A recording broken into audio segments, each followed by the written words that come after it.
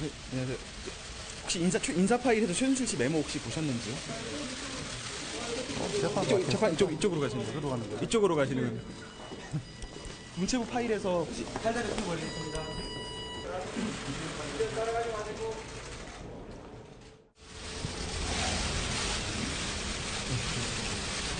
출소 후 처음으로 법정에 출석하는 심경 한마디만 해주시죠. 증언 잘 하겠습니다. 최순실 씨 그 인사 파일 민정수석실에 보냈다는 의혹에 대해서는 어떻게 보세요? 나오시죠.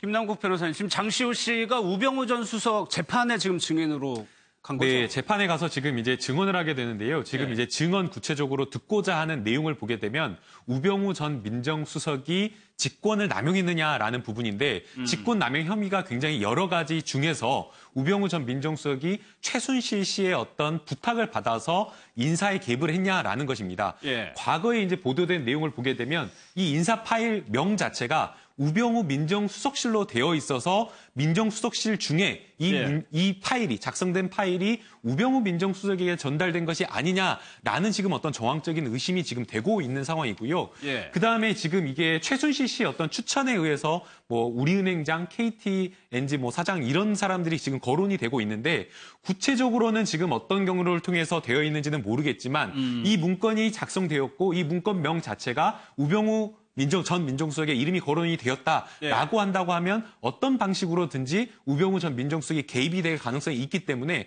아마도 검찰에서는 이 부분과 관련해서 최순실 씨 옆에 있었던 장시호 씨가 구체적으로 진술을 해줄 수 있는지 그래서 아마 그 부분에 대해서 집중적으로 물어볼 것으로 생각이 됩니다. 그러니까 우병우 수석하고 최순실 씨의 관계가 여러 가지 뭐 억측만 나왔지만 장시호 씨가 뭐라고 얘기하느냐에 따라서 굉장히 파장은 좀 있을 수 있겠네요. 그렇죠. 이게 지난번에 이제 장시호 씨가 그 최순실 씨 가방에 있는 이 문서를 보고 이게 혹시 나중에 쓰임이 있을 수도 있겠다 싶어서 그걸 찍어놨다라고 한번 얘기를 했지 않습니까? 근데 그 찍어놓은 파일이 그러니까 경찰청장, 뭐 우리은행장, 뭐 KTNG 사장 등등의 어떤 그 인사 파일이었던 거죠.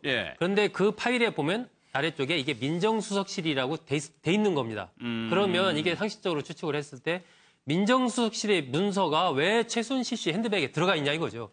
그렇다면은 뭔가 이게 최순실 씨가 추천을 받아서 민정수석실에 뭐 사람을 추천을 했든지 아니면 민정수석실에서 어떤 검증하는 그러한 문서가 최순실 씨한테 건너왔든지 둘 중에 하나니까 그런 부분에서 어떤 식이든 이게 최순실 씨의 인사 개입 의혹이 있는 것이고 그 과정에 우병우 민정수석이 관련됐을 가능성이 있다라고 보고 그 상황 자체를 장시호 씨가 알기 때문에 그 당시 그 파일을 찍을 때의 상황이라든지 평소에 최순실 씨가 어떤 식으로 그런 걸 들고 다녔는지 뭐 등등에 대해서 장시호 씨 증언을 듣다 보면 혹시나 최순실 씨가 뭐 이 민정수석실에서 받았다라고 얘기를 했다라든지 뭔가 이런 진술이 나오게 되면 상당히 좀 현 단계에서 한 단계 더 수사가 들어갈 수 있는 그런 상황이죠.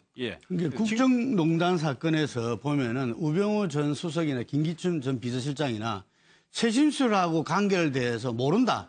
아무 관계 없다. 지금 이 부분들이 아주 자기들이 핵심적으로 이야기하고 있는 거거든요. 요 고리가 깨진다면은 전혀 지금 국정농단 그 재판도 그 상황이 많이 바뀌리라 봅니다. 거기에서 핵심 정인으로 장시호 씨가 지금 오늘 나온 거죠. 과연 궁금한 거는 장시호 씨는 이미 검찰 조사에서 그렇게 이야기했기 때문에 그걸 유지하리라 봅니다. 근데 그 부분에서 우병우 전 수석이 어떤 식으로 대응할지 그게 상당히 궁금합니다. 어제 이영선 행정관에 대해서 징역 1년이 선고가 됐는데 글쎄요. 지금 박근혜 전 대통령을 지지하는 사람들이 이 재판정을 다 찾아다니는 것 같아요. 지금 조금 소란스럽게 지금 하고 있거든요. 일단 뭐 형량이라든지 이런 데 대해서 아마 박근혜 전 대통령 지지자가 느끼는 어떤 형량의 정당성과 재판부에서 내리는 선고량이 아마 차이가 나니까 소란이 벌어지는 것 같은데 저는 아까 그 장시호 씨가 나왔을 때 계속해서 만기 출소 후라는 단어를 쓰니까 제가 스스로 혼동이 돼서 조금 정리를 하고 넘어가자면 아직 장시호 씨는 재판을 받지 않은 상태입니다. 그러니까 만기 출소라고 그러면 재판 다 받고 형량을 다 채우고 나왔을 때 주로 쓰는 단어가 만기 출소인데 그래가지고 언제 장시호 씨가 재판 다 받고 지금 만기 출소했냐 이렇게 혼동을 일으켰는데 저 단어는 구속 기간이 만료돼 가지고 출소했다. 이 단어를 이제 저렇게 표현을 하다 보니까 약간 제가 혼동이 돼서 좀 정리하고 넘어가는 겁니다. 여하튼 그런데 박근혜 전 대통령 지지자들이 저렇게 재판정에서 소란을 피우는 것은 결국은 스스로 처벌을 받을 수도 있고요. 저것이 재판 진행에 아무런 도움이 안 된다는 것을 좀 지적하고 넘어가고 싶습니다. 알겠습니다. 어제 김기춘 전 실장이 피고인 신문이 있었는데 참 소극장 이 얘기를 듣고 참 어떤 생각이 드셨어요?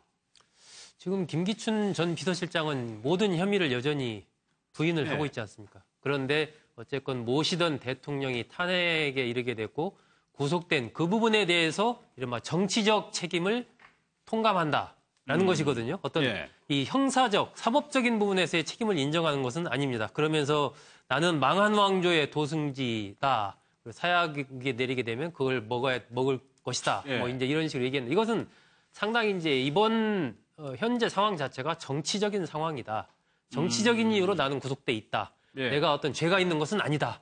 이것을 이제 항변하는 그러한 태도로서의 용어를 저렇게 쓴 것이 아닌가. 그러면 그 정치적인 책임은 내가 지겠지만 형사적인 책임은 질 수 없다. 그렇습니다. 그것을 여전히 지금도 똑같이 이제 고수를 하고 있는 것이고 저에게는 나아가서 박 전 대통령 또한 사실은 정치적으로 이렇게 현재의 상황에 처한 것이다라고 김기춘 전 실장으로서는 이야기하고 있는 것이나 다름없다라고 보여집니다. 글쎄요, 저 때 얘기를 하면서 김기춘 실장도 조금 눈물이 흐르고 바로 옆에 조윤선 전 장관이 있었나 봐요. 같이 눈물을 흘렸다는 거잖아요. 네, 그러니까 사실은 이제 김기춘 전 비서실장과 같은 경우에는 본인과 관련된 어떤 재판, 그러니까 이 블랙리스트와 관련해서 직권을 남용했다라는 이 부분과 관련해서 일관된 지금 주장을 하고 있습니다. 앞서 이제 소 국장님께서 말씀을 하신 대로 김기춘 전 비서실장이 공판 준비길에서 나와서 한 이야기 자체가 이 블랙리스트와 관련된 게 뭐가 문제냐라는 식의 인식을 가지고 있었습니다. 실제 이 블랙리스트라고 하는 것이 뭔가 이렇게 내가 적극적으로 뭔가를 하겠다라는 것이 아니라 국가에서 지원을 하지 말아야 될 어떤 그런 단체라든가 그런 어떤 사람들에게 보조금을 지급하지 않은 것인데 이게 어떻게 문제가 되느냐라고 이야기를 하고 있고 이것은 비정상화를 정상화하는 과정이기 때문에 당연히 정치적인 판단에 의해서 하는 것이다. 라고 지금 항변을 하고 있기 때문에 김기춘 전 비서실장 같은 경우에는 이게 법률적인 문제가 아니다라고 지금 보고 있는 것이고 본인이 지금 재판받고 있는 것 이것 자체가 나는 정치적으로 탄압을 받고 있다라고 지금 일관적으로 항변을 하고 있는 상황인데 국민들이 봤을 때는 이것이 사실은 이게 뭐 직권남용이라고는 이야기를 하지만 그 직권남용을 넘어서서 헌법상 가지고 있는 예술의 자유라든지 아니면 양심의 자유라든가 아니면 이런 어떤 정신적인 어떤 기본권을 침해한 것이기 때문에 굉장히 중대한 범죄라고 평가를 하고 있고 그렇게 지금 법률적으로도 바라보고 있는데 법률가인 김기춘 전 비서실장이 저렇게 반성을 하지 않는 모습에 아마 국민들은 개탄하지 않을 할 수밖에 없을 것 같습니다. 알겠습니다.